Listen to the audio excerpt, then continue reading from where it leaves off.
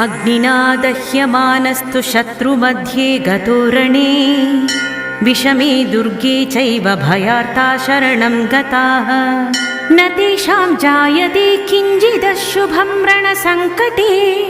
नापदं तस्य पश्यामि शोकदुःखभयं न हि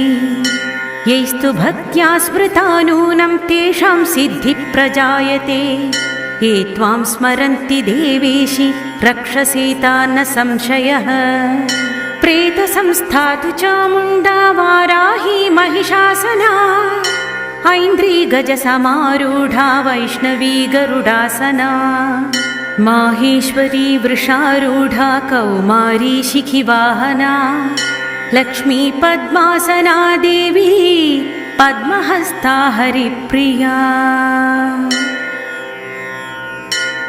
श्वेतरूप